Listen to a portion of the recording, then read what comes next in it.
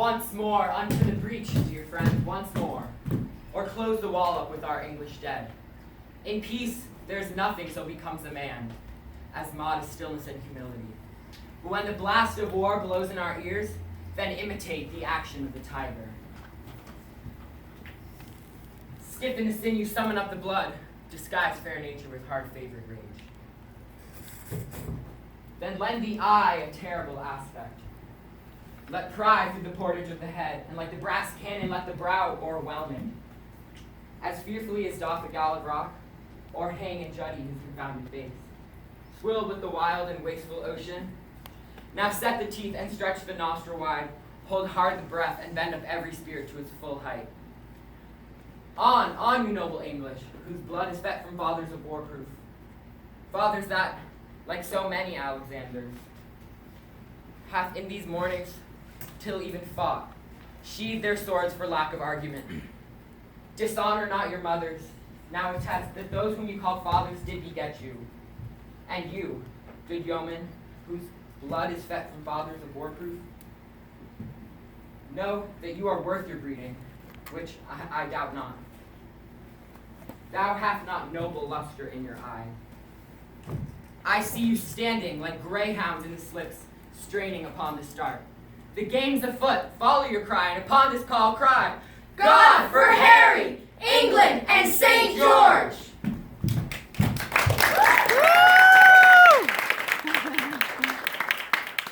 Oh, what a noble mind is here o'erthrown.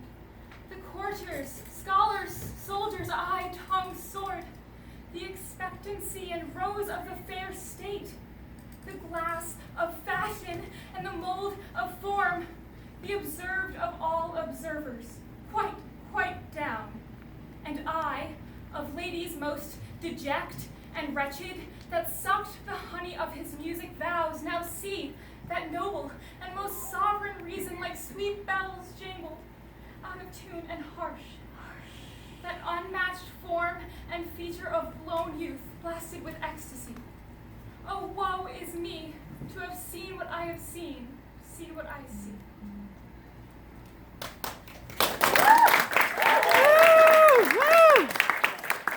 Why should I love this gentleman? 'Tis odds he never will affect me. I am base, my father the mean keeper of his prison, and he, a prince. To marry him is hopeless, to be his whores witless. Out at pont, what pushes are we wenches driven to, when 15 once has found us? First, I saw him. I, seeing, thought he was a goodly man. He has as much to please a woman in him, if he pleased to bestow it so, as ever these eyes yet looked on. Next, I pitied him, and so would any young wench o' my conscience that ever dreamed or vowed her maidenhead to a young, handsome man. Then, I loved him, extremely loved him, infinitely loved him, and yet he had a cousin, fair as he too, but in my heart was Palamon, and there, Lord, what a coil he keeps, to hear him sing in an evening, what a heaven it is, and yet his songs are sad ones. Fair spoken was never gentleman. When I come in to bring him water in a morning, first he bows his noble body, then salutes me thus, Fair gentle maid, good morrow, may thy goodness get thee a happy husband. Once he kissed me. I loved my lips the better 10 days after. Would he would do so every day? He grieves much and me as much to see his misery. What should I do to make him know I love him? For I would fain enjoy him. Say, I ventured to set him free. What says the law then? Thus much for law or kindred, I will do it, and this night or tomorrow he shall love me. Woo! So foul effect, must you with hot irons burn out both mine eyes? Young boy, I must. And will you? And I will. Have you the heart? When your head did but ache, I did my handkerchief about your brows. The best I had, a princess wrought it me, and I did never ask it you again. And with my hands at midnight held your head, and like the watchful minutes to the hour still and anon cheered up the heavy time, saying, What lack you? And Where Where lies your grief? Or What good love may I perform for you? many a poor man's son would have lain still and ne'er have spoke a loving word to you. But you at your sick service had a prince. Nay, you may think my love was crafty love, and call it cunning, do, and if you will. If heaven be pleased that you must use me ill, why then you must. Will you put out mine eyes? These eyes that never did nor never shall so much as frown upon you? I have sworn to do so, and with hot iron Must I burn them out? Ah, none but in this iron age would do it.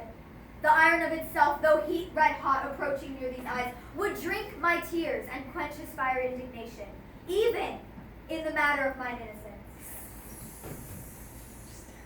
Nay, after that, consume away in rust, but for containing fire to harm mine eyes. Are you more stubborn hard than hammered iron? And if an angel should have come to me and told me Hubert should put out mine eyes, I would not have believed him. No tongue but Hubert's. Come forth. Do as I bid you do. You save me, Hubert, save me. My eyes are out even with the fierce looks of these bloody men. Give me the iron, I say. And bind him here. Alas, what need you be so boisterous, rough? I will not struggle, I will stand stone still. Hear me, Hubert. Drive these men away. I will sit as quiet as a lamb. I will not stir, nor wince, nor struggle, nor look upon the iron angrily. Thrust but these men away, and I'll forgive you, whatever torment you do put me to.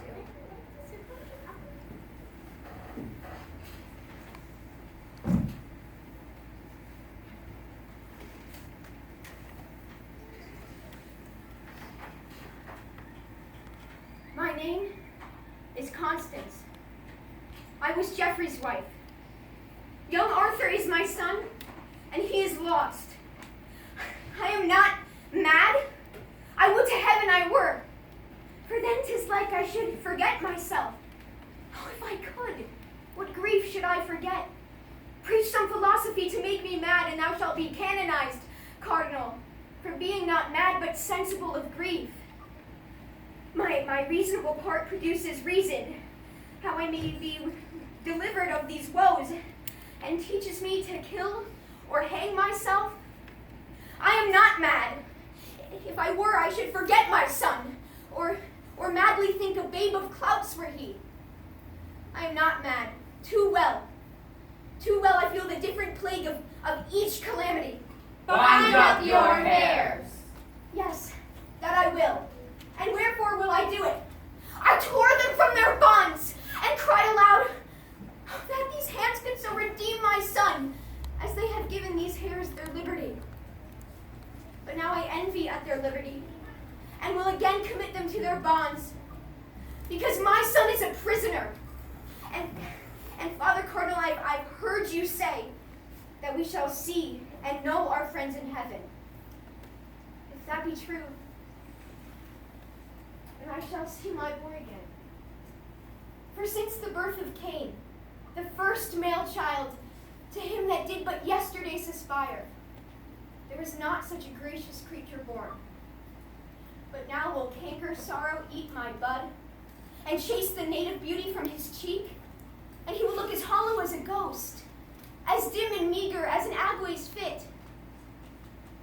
And so he'll die, and rising so again, when I shall meet him in the court of heaven, I shall not know him. Therefore never must I behold my pretty Arthur more. You are as fond of grief as of your Child! Grief fills up the room of my absent child. Lies in his bed, walks up and down with me, repeats his words, puts on his pretty looks,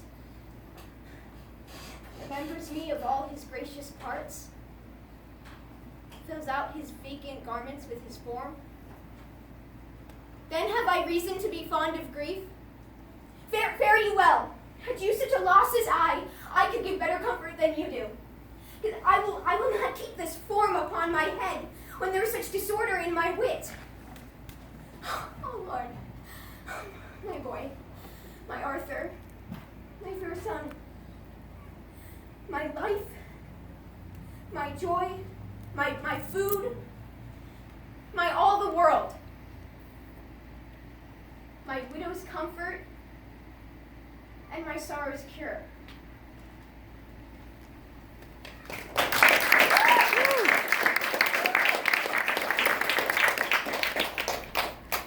I left no ring with her. What means this lady? Fortune forbid my outside have not charmed her. She made good view of me. Indeed, so much that methought her eyes had lost her tongue. For she did speak in such distractedly. She loves me. Sure, the cunning of her passion invites me in this churless messenger. None of my lord's ring, why he sent her none? I am the man. If it be so, poor lady, she were better love a dream. Disguise! I see thou art a wickedness, wherein the pregnant enemy does much. How easy is it for the proper false woman's waxen hearts to set their forms? Alas, our frailty is the cause, not we. For such as we are made of, such we be. How this flash? My master loves her dearly. And I, poor monster, fond as much on him. And she, mistaken, seems to dote on me. What will become of this?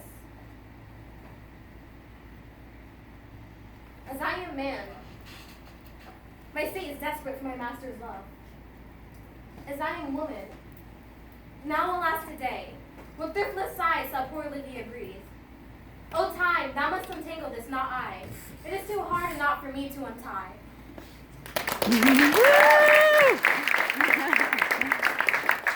I must eat my dinner. This island's mine by Sycorax, my mother, which thou takest from me. When thou camest first, thou strokest me, and madest much of me. Wouldst give me water with berries in it, and teach me how to name the bigger light, and how the less, that burn by day and night. And then I loved thee, and showed thee all the qualities of the isle, the fresh springs, brine pits, barren place, and fertile. Cursed be I that did so. All the charms of Sycorax, toads, beetles, bats, light on you! For I am all the subjects that you have, which first was mine own king. And here you sty me in this hard rock, whilst you do keep from me the rest of the island. Thou most lying slave, whose stripes may move, not kindness. I have used thee, filth as thou art, With human care! And lodged thee in my own cell. till thou didst seek to violate The honor of my child. Oh ho, would it had been done! Thou didst prevent me. I had peopled else this isle with Calibans.